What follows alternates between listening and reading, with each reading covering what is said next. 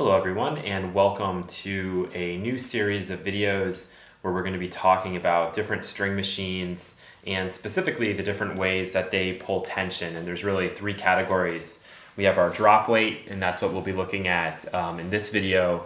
There's also the cranks, which we'll look at in the next video. There's another word for the cranks, lockouts. So there's cranks, lockouts used interchangeably. That will be on a Neos, and then we'll have another video on an electronic machine, really one of the higher end ones available today. So you can somewhat view this as a tutorial because once you kind of string on one drop weight, it's all the same. The only thing that might change is the mounting system. And in this particular video with this Gamma Progression 2, which I think has been discontinued, we have a 6-point mounting system. So without further ado, let's go ahead and get into this video. For this video, all you really need in terms of tools are one of these sharp tip pliers. I bought a Craftsman set, so these are actually not something that's maybe specific for stringing, but I found that the Craftsman set that I bought from Sears, I know, crazy, Sears, still in business, this was several years ago, has been the best for me, and I've used a few different sets of tools before. When you go to cut out your strings, what you want to usually do is start towards the center and then work your way around in a circle. It doesn't have to be perfect, but you just kind of want to go for that. So we start cross, main, cross, main, cross, main, cross, main, etc., until they're all the way out. And in this video and in these videos, there will be times where I'll just probably speed things up so that you don't have to sit there and watch me go through it. But nowadays, YouTube is so cool that you can slow stuff down, and I'll try to make it at a perfect interval so that if you go to like 0.25 speed or whatever, you'll be in business. So you can see that I kind of messed up a little bit. So I'll just correct it. It doesn't have to be perfect. You just don't want to like cut at just random or strange intervals. If you just cut at weird places, then you're going to end up putting a lot of excess stress on the frame that you don't need. Now, I haven't strung on a drop weight in years. I did a practice before doing this video because I thought, yeah, that would probably be good. What if everything just breaks in half? It would be a great video, but it wouldn't be useful for anybody other than people looking for comedy. But I haven't used this in a long time, and there's not really a right way or a wrong way to go about things. You'll just see my method. We're keeping this really simple. So we're going to be doing a two-piece pattern, and we'll be doing just basic double half hitch knots, and we'll do a bulky starting knot. So we're not going to need a starting clamp or anything like that. And this racket is actually a pretty bad one. I think there's actually a little mini crack in it. And the reason I'm using this one is because I do not trust this drop weight machine at all. And as we go through the video, we'll kind of be talking about some of the pros and the cons of the drop weight to some of the other ones, and specifically maybe this machine. And I'm just going to go ahead and finish this off. I'm going to disappear for a second to go throw this string away. And now I'm coming back. So now we've got our fresh stick. So with this 6-point mounting system, the important thing is that you find wherever the locking mechanism is. And in this case, it's underneath this particular grabber. There's probably a technical word for it. And at the beginning, you have to make sure that you just open these up. And as long as they're opened up far enough, you will be able to stick your racket inside. And the goal here is that the distance between your throat and the head to the tension head is pretty similar, okay? It doesn't have to be perfect, but you want it to be similar. And this is also one of the reasons why this stringing machine is kind of frustrating, is that you can't actually move this whole apparatus. So it's a pretty far distance to go into the jaws here to clamp down on the string and to pull tension. So you might need a little more string than you would with, say, your lockout or an electronic tension head, depending on how close things are, if you can move it around. So finding the center, okay? In this case, it's very easy at the bottom because we have just the three little guys down here, and then at the top, there's actually a bullseye I can use. So I'm just gonna line that up, and I'm gonna put it in kind of nice and low. So I want this to be about the same, and if I set it up like that, it would be. Okay, so you can see that I'm not going too far over, I'm not going too far over here. Maybe I wanna pull that back just a little bit. And then once I get into place, I'm gonna go ahead and I'm gonna start tightening these two. Okay, so that one is starting to pull tight. I don't want to pull it too tight because I want to make sure it's even. Then I'm going to spin it around and I'm going to start to pull this one in too. Okay, and I'm actually gonna pull this one a little bit tighter because I wanna make sure the head is coming over. All right, good. Good, and now make sure it can kind of go up a little bit. You don't want it to be so tight that you mess up, and I already made a little mistake there. I didn't actually go down the middle. That's always great. Okay, so that's in, it's in the right place. And the reason that you have these extra ones here is that this is now actually gonna put it all up into the same level. Whereas right now it wouldn't really be in the same level. So I'm just gonna go ahead and start bringing these guys in. And you want the angle of those to be pretty similar. So you see as I start to do that, it's gonna pull the racket up. And that's actually then gonna put it in a pretty even place. So I'm happy with that. I'm pretty happy with that. I'm hoping not to go straight over one of these grommets because that makes your life difficult. So like when I'm trying to find this spot, I wanna make sure that I could access it either way pretty easily. And in this case, I can only come from that direction. That's not gonna be a problem for me, and you'll see why a little bit later on. So I'm not concerned about it, but you might be if you're brand new to stringing. So again, kind of hoping that this comes in between a couple of those guys. And once it gets onto either side of that jaw, that's kind of when you're already in there tight enough. So for me, that looks pretty good. I might make it just a little bit tighter. And then I'm gonna go and I'm gonna find that locking mechanism, which is underneath this one, and I'm going to make sure that that is nice and tight. And now if I move the racket, it's not wanting to go anywhere. I'm not gonna do the jaws of life on it, but I do wanna make sure that it is pretty tight. I might go in a little bit tighter than some people do. Again, I do not use these all the time or all that frequently. Okay, so once our racket is locked on, we have to choose a tension. Here on the drop weight, it's nice and convenient. All the readouts are right here. You just line it up. So right now I have it lined up with 55, which is right in the middle of this racket's ideal range. That is gonna be perfect for me. Okay, this is a mechanism that does not need any kind of tension, doesn't need any kind of calibration. It's good as it is. All right, it's gonna be perfect. You don't need to do any of that like we will do with the other two machines. We may not need to, but I'll just show you briefly how that works. So now what's next is we need the string. And just using extremely cheap sets of string here, tournament nylon. I'm gonna do different colors so that you can see it a little bit better when I'm doing the cross. So I need to pull this out for the mains. Now again, because there's such a long distance to the tension head, I need more than I might normally think. So for me, I can pull this out and that gives me the right distance. For you guys, you might actually need to measure it until you really kind of master things. And thank God I'm like not in a pro shop or this would be much more difficult. So for me, this is the way I do it. 6, 12, 18, and then right about there I go, all right, that's probably about 20. It's always better to pull too much than to pull too little. Okay, so if people say, oh, you buy a reel, you can get a couple extra string jobs out of the reel. Well, if you pull too short, you can also lose a couple string jobs. So better safe than sorry.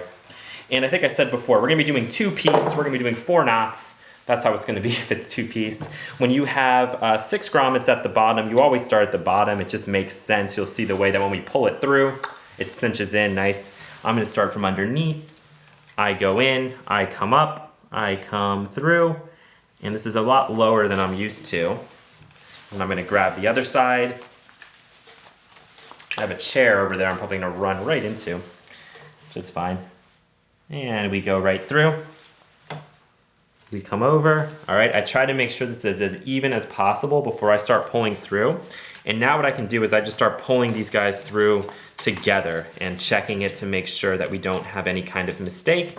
From there, I'm gonna fling this thing around, and you may not see this, but I'm gonna be walking backwards to try to make sure that the string is the same length on each side. And in this case, it's a little bit off, so I pulled it through. Now it's even. Okay, sorry you guys can't see that. And now we decide what we want to do, okay? So with this particular machine, this determines the tightness that the clamp is going to grab onto the string with. All right, if it's way too tight, you're gonna damage the string. If it's too loose, the string is gonna fall right through when you pull tension. And I don't wanna do it on purpose. But if it happens, it happens. I might make this looser than it should be. But I can just go up here and check and see. Okay, that's fine. Let's move this guy out of the way. And again, everyone's gonna have to bear with me because like this is not my normal machine. So for me, doing a lot of this stuff is kind of awkward. All right, I'm gonna bring it right up, bring it over as close as I can. And then from there, closing it in and locking it up. And the really important thing here is that this stays up. You don't want it to be dropping down too far, and you want to try to keep it on that line. And hopefully that's gonna work and will jump into place. I'm not really happy with that. And again, I hope everyone will bear with me in this. This is not my normal stringing machine. I haven't used this in years. Okay, I think that's a little bit better. And lock it into place. Okay, now I take the other side, and now this is gonna be the side that I run through the gripper here. And the way this one works is you loop around, you push it down, and then to pull tension, you pull this thing up and you start to drop it down. This is why it's called a drop weight. We are now pulling tension.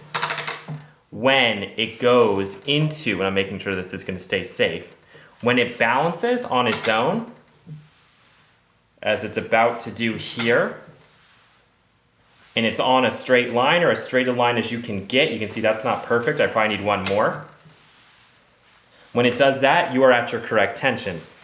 And now I need to grab hold of that with the other clamp here. Come up, get it as close as you can so that you're not having to pull too much length of string. And then from there, to release it, you just lift it up and you bring it back out of those jaws, okay? And then I'm gonna go down and I'm gonna do one more. This one's always awkward because you're gonna be very close to this guy. This is kind of a pain. This is what I don't really like about this machine. There's a lot about this machine I don't really like, but it's okay. It gets the job done, right? This is not a machine that you're gonna be buying. Ooh, did I make a little mistake there? I did indeed. I went through with the wrong one, as you guys can see. All right, and it's good to make these mistakes. It's good for you guys to see it. You can see how I kind of problem solve through. All right, and we'll put that in and go over. But yeah, like I was saying, this would be a machine that like when you're in college or something, if you have to restring your own racket like a few times a week, this would be a decent one for you. But I always think that for most people, probably not gonna be your first or second choice. And you can see that in this case, the racket's like moving all around. Not always gonna be true, depending on the machine. And here's where you see that we run into this issue where I'm so close to the other guy. And that's why if I was smart, what I would have done is actually pulled that over a little bit. The more you work with the machine, the more you figure that out. So what's our solution to this? In my case, I'm just gonna bring this as close to the other one as I can. So I'm actually just gonna stop it right here. This means next time that I'm pulling tension, I'm doing this whole extra bit because when I release, that part is going to release. And you will see that here. When I pull this up, this part is gonna become loose while that part is still staying tight. Okay, and we'll do two more before we switch over to the other side. And again, I'm not a huge fan of how this is mounted or working, but that is okay. I actually think this machine might have been discontinued. All right, we are in. We repeat that process. And again, it's so crazy to me. This is a huge distance to have to travel to a tensioner. And now you're gonna start to see that now that's becoming tight again. And as you do this more and more, you get a feel for exactly how many cranks you need. You don't want to have to push that down. So in this case, because it's pointing up, it's actually too tight. It's actually tighter than it should be. I could repeat that process and start again. I'm not going to do that, especially because we have this extra length of string. So this is longer than usual. So when I release this, we might actually see that drop down a little bit. Let's see. Oh, no, it actually held pretty good. All right, and clamp it off. Clamp, then tighten, pull up, bring it down, And now we will do one more before changing sides. You never want to go too far ahead. This is maybe even too far ahead, but the reason I'm doing it is because I have these habits from using other string machines where I always like to kind of pull my last one and have it going down and then switching over. And you'll see that on the other machine. And again, I try to line this thing up and get it to go straight so that it's not pulling awkwardly. Cinch that in. Start dropping the weight, and again, you can probably see my racket moving around a little bit. Consequence of the machine. And down, move that guy around. Again, bring it up as close as you can. Tighten, good to go. Good stuff. And I'm gonna bring it back up and through so that when I come back to it, I will be able to get to it nice and quick. All right. And now let's pull. This one's always a little bit tricky because this is gonna have to maybe raise up a little bit. So I'm gonna watch this one really closely just to make sure I'm not doing any damage to anything. And again, guys, there's actually different ways that you could go into this gripper. This has always been the way that I've done it, and it should be coming up. Ooh, yeah, this is not, it does not like this. Good. And now some people actually redo this. Okay, when I would do this one a lot, I would actually redo this one because when I release this, the string is gonna wanna go up a little bit and then that might have dropped. And if that's the case, I could go in and I could redo it, this time grabbing the string at the right height. Again, for our purposes, I'm not overly concerned with that. I just want you guys to see the difference in different string machines. So I'm not going for perfection. If someone's paying you, you better go for perfection. But if they're not paying you, then, you know, you can do whatever you want, really. Okay. We pull through and we turn. And this is always the awkward one because of where the handle is. I'm gonna start a little bit further over than I might normally. Bring that in. Now go up. That handle's gonna wanna start to move. Oop, yep, you can see it fidgeting around. One more. That's good enough for me. And we're gonna start to speed this up a little bit now.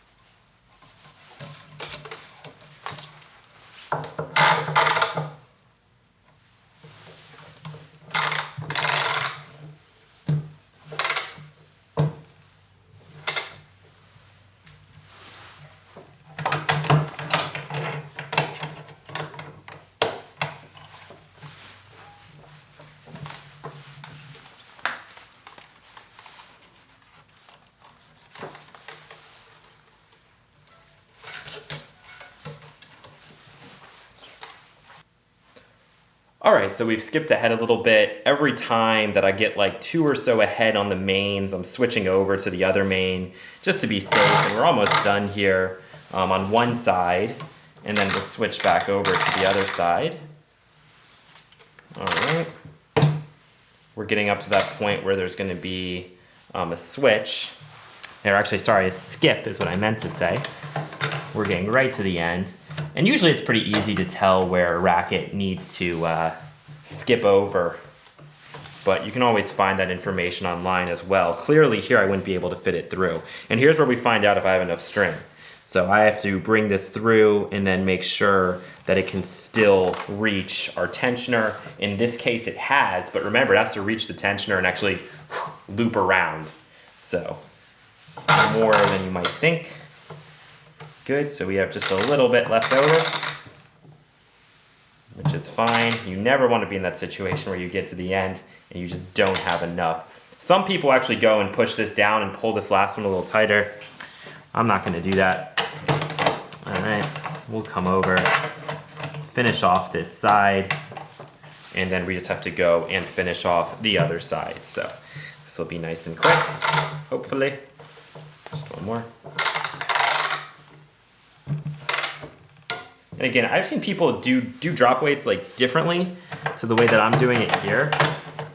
Whatever works, as long as that thing gets to even. All right, and we're gonna do our last one, then we're gonna be tying off. Tying off when you're learning how to string is sometimes the hardest thing, and that's why I am going to be using a starting clamp to assist me. And I'd recommend for anybody who's new to stringing that you do the same thing. It makes cinching up your knots easier. It's one of those things I just now do out of habit. All right, we're on to our last main. Good, that thing's evened out. Here we go. And coming over. Good. Locking it in. And now we're gonna tie off. Again, I know where my tie offs are. You may not. You can always look that information up online. Whoa, we almost lost the machine right there. That wouldn't be good. And that's one of the dangers of a tabletop versus having a stand that you can use. Okay, so what I'll do is I'll bring it through. I know this is where I tie off. This is a decent amount of string. I don't need this much, especially when you're learning. You might want to cut a little bit of that off, make it easier for yourselves.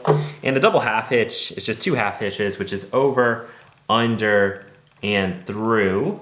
So I just grabbed it. I actually have just pulled the knot. Now with your hand, you're gonna go up and then bring it back down. And that's how you cinch it. Easier way to see it or understand it is if you take a starting clamp here, I can pull up and then come and bring it back in. So nice and tight there. I do it a second time just to reinforce it. Over, under, through. Grab it, pull up and back. Ooh, pull up and back. And there you have it on one side. And now I'm gonna do it on the other side. Once we finish this, we could actually release the clamps. We won't do that in this case. We'll leave them in until we get to where we need to get. But you could release them once you have the knots on there. It's just that the racket will immediately start losing tension. Keeping the clamps on is just a way to try to not have it lose that tension so fast, but it's gonna lose it anyway, so it's all good. And that time I didn't trim off. That's okay. And one other thing I would recommend to people is that you normally want to make sure that you have a table that's a little bit higher so you're not putting a ton of strain on your back, as I am doing right now. Okay, let's transition over to the crosses. Whenever possible, you want to start at the top. So we're going to do our starting knot at the top. It's going to go right there. And so again, I'm going to pull the string. Typically for the crosses, you need a little less string, a little less distance to carry, even though there's more of them. So again, I get that thing started. And now I'm going to do my pulls again. 6, 12, 18, a little bit extra, just to be safe for this video. Might be a lot extra. I don't really care. Okay. And let's go in. And now here's the difference in this knot. This time we go over, under, through. But before we pull it in all the way, I go back over the anchor string, and then I come underneath and through the new loop that was just made. And I actually then pull this from both sides. So I'm gonna take my starting clamp again to pull from the outside while I pull from the inside. And then when we actually pull tension the first time, that will cinch it up right then and there. So that's a pretty good starting place to be. I'm gonna go ahead and cut this. And now I'm gonna go ahead and go through. This might be one time when you would need to use one other type of plier if you have a hard time getting it through that first little hole. So I'm actually having a little bit of a tough time. I got it. If you have a really tough time, especially if you're going you know, below or above one of your main strings, these are really good ones to use. You don't see these used very often in stringing. These are great ones to grab and just kind of force through without having to use an awl, which you typically don't want to do unless you absolutely have to. So we're gonna go in with our crosses here. And this is one of these things that the weaving is what takes a long time to learn. I wish it was quicker, but, and you'll see that I can't get it to come through easily, so I'm gonna take these guys, give it a little force, and there we go. So I'm gonna be doing a little bit of an interesting technique. I'm gonna be going one ahead for halfway, and you'll see what I mean in a second. So I'm going to have to pull tension on this string here. But what I could do is go one ahead, leave this excess string, and then go through the tension head, which is what I'm gonna be doing. So I'm gonna take it, I'm gonna go through the next one. So since there was a skip, I can see that this is over. So I actually have to start this one over so that when I get to that second main, it's going under and I'm doing my weaving pattern. So you don't want it to be the same. So if you see the string is over, you need to make sure on the one that you're crossing that it's under, okay? So let's just go ahead through, basket weave this guy up here. And I am by no means an expert weaver. I'm pretty terrible at it. I've strung for years and I've done a lot of rackets, but I just have never really gotten that good at it. And that's fine, you know, I'm not doing a million rackets. And it's always a good idea to kind of push that in. Now what I need is this excess string here. This is the one I need to pull the tension to. Now with this machine, it's tricky because I need a ton of string, but we'll just go ahead and do it. So set that up in the same place every time. I loop it around, I sink it in, and now here we go. We are pulling tension directly onto that knot. Okay, this is one method. There's also a starting clamp method, a little more complicated, so I'm not gonna go over that one in this video. We might do that another time. Let's release the clamp on this side, and we're gonna come up and find a nice spot for it and lock it in. All right, and we now have transitioned onto our crosses. Let's pull this all the way through, try to reduce the friction as much as you can. And now we get a little bit tricky. This is the one, and this is the one you'll have to watch me do closely, where I think the grommet is gonna be blocked if I try to go this way. It doesn't wanna go through that way. That's fine. I'm gonna pull a little bit of it through these teeth here, and then I'm gonna go back in the other way. And that's all it takes, okay? So that can trip people up sometimes when they're new. There's always a way, there's always a way, and usually it's pretty quick. Now we have to be a little bit careful when we're pulling through here that we don't get any bizarre loops or knots or mistakes, and you can see I keep catching that in there. Pain. Okay, so let's watch this very closely. All right, we're fine, we're gonna make it. And again though, I'm gonna be leaving a lot of excess. Since I've strung one ahead, I now need to pull tension onto this string, onto the second cross. I can go a lot further than that though. Okay. That should be good. Might need a little more. All right, I actually do need more than that. Okay, and now we're gonna do it. Make sure that you pull it onto the correct string, which again, for a drop weight machine, this is definitely more of a pain than it would be on any other. And sometimes look for the details. I just kind of move my angle a little bit to make sure that it was coming in straight. All right, now we release the other. And we're gonna bring that guy up and find a nice spot for him. That's a good spot for him. Again, you wanna get as close to the side as you can, but you don't want to accidentally hit the grommet, or you don't want to be pushing the strings too far. Oh, we just caught that on something. And let's get it out of there. Good. And now here's the moment of truth. Boop. cinched up nicely. Okay, cool. And at this point now, I can actually fast forward until we get to about midway through, and then you're gonna see that I would stop doing the one ahead method because there's just not as much string. So we'll keep going.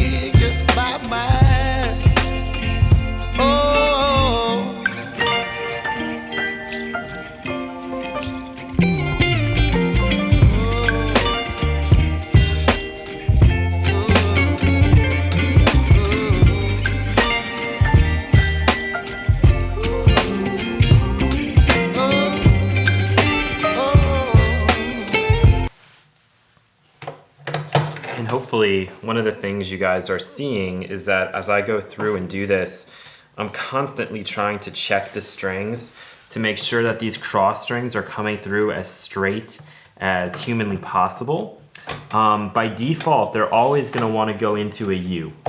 That is just going to happen, especially with these drop weight machines. And so you kind of have to be responsible for and monitoring that as you go through. And it's not something that you want to try to leave until the end, okay? When you see it, try to make the adjustment. And now where we're getting with our crosses, I'm gonna probably after this one, stop doing the one ahead thing because it just doesn't make sense with the amount of string that we need to get it over there. I'll be like going through and then immediately having to like jump in and do it. So that's kind of dumb. So we will just be doing the cross itself that we're on. Oh man, this is killing my back. That is one thing. So let's do this one and then we'll do, after that, we'll be pulling tension kind of 2 times in a row here. Okay, so let's turn and spin this guy over. That's definitely a little more than we need. Try to check it to make sure it's as straight as you can get it. And that's easier said than done. Just do your best. And again, if you're stringing for people for money, you're gonna be a lot more vigilant of a lot of stuff than I'm being right now. I tend to just rush this through. Now you would see when we get onto the fancier machines that I take a little bit more time and care as we're doing this, but for now, this is totally fine. Let's check them. And it's doing a pretty good job. I'm trying to be pretty anal about it. All right, so again, we find a space for them. We lock it in. And one thing you might have noticed is that there was a time where I got stuck and I had to spin this around. You know, that's fine, as long as you can lock it in, it's all good. So now this time, instead of going one ahead, what we're gonna do is, I'm just gonna pull this through and now immediately pull tension onto this cross string. And you can do that from top to bottom if you want. It just means more string is having to come through each and every time. So there's nothing wrong with doing it this way.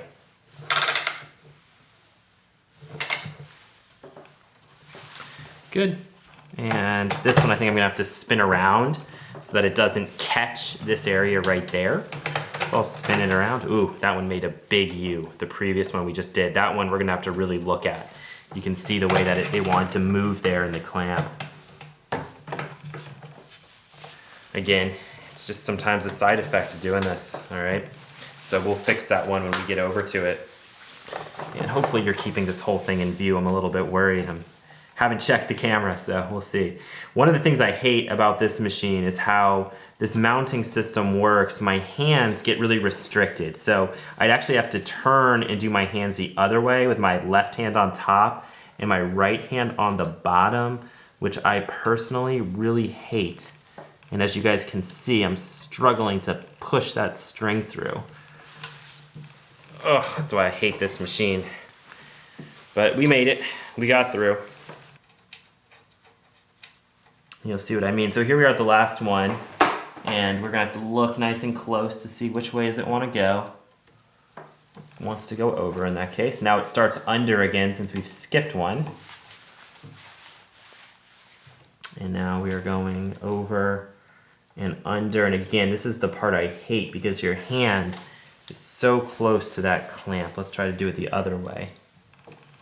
It's gonna be annoying either way. I might just do it one at a time. Okay, now we got a little room.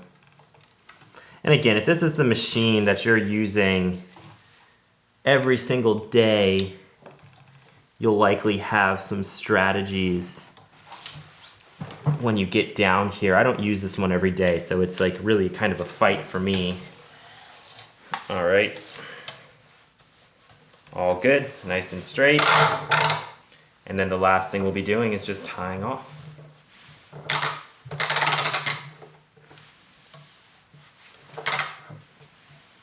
And one more. Good. Good. All right.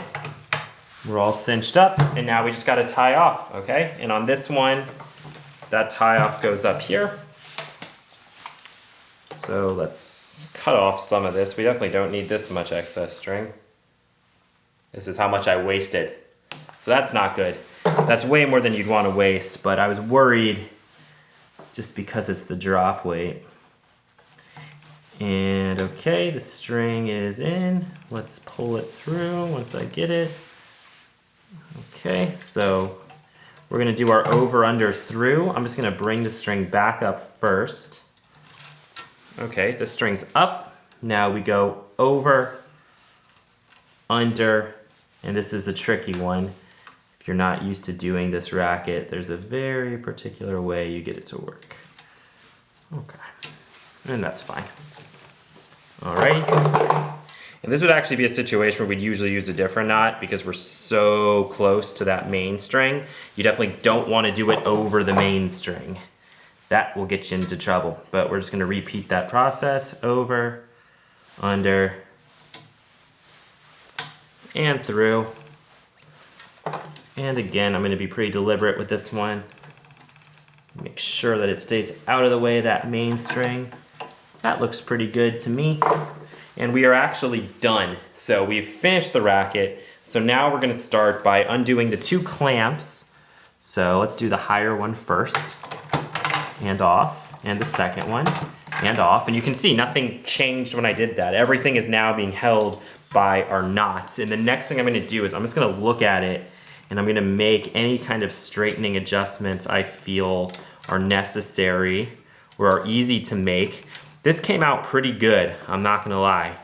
This did better than I thought it was gonna do.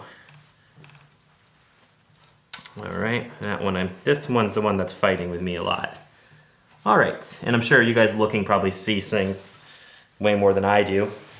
The next part is to unlock the machine. So you find the one that has the little nut underneath, and so I'm gonna just turn that to the left a couple times, and I've unlocked the machine. Now that the machine is unlocked, I'm just gonna pull these guys away. So let's start by undoing these guys here, and I'm just spinning them at the same time. And then we'll undo the other two. Let's get that clamp out of the way. All right, nice and easy. And then we will undo our top and bottom. And that usually just takes a couple of screws. And just like that, the racket is out. Tensioned, nice and good. It feels about right to me, so no complaints. And then the last thing we do is we just trim the tails on our knots, which is usually something I do sitting down, but I will try to make it visible. I don't think I'm gonna do a good job of keeping this visible for you guys. And I put it really, really close, so nobody cuts themselves. If you leave it too big, sometimes you can put it really sharp and people accidentally hit it and be pretty bad. I've sliced myself up a few times. Okay, and there you have it. Our racket is done on the drop weight. So what I'd encourage you guys to do, go on to brianbowmantennis.com, click the link below this video, and you'll read up on my full description of my experience of stringing with drop weights, what some of the pros are, what some of the cons are. This one, there's a lot of cons, mainly because there's no stand and because these things are so old at this point. But it did the job, it got me a racket, all right? It's not super straight with the strings, but the tension definitely feels pretty good. So thank you guys for watching, and in the next installment, we will be using a lockout, also known as a crank machine. So be sure to be on the lookout for that. Any questions, any comments, any concerns, leave those down below. I'll do my best to get back to you. Thank you so much. Take care.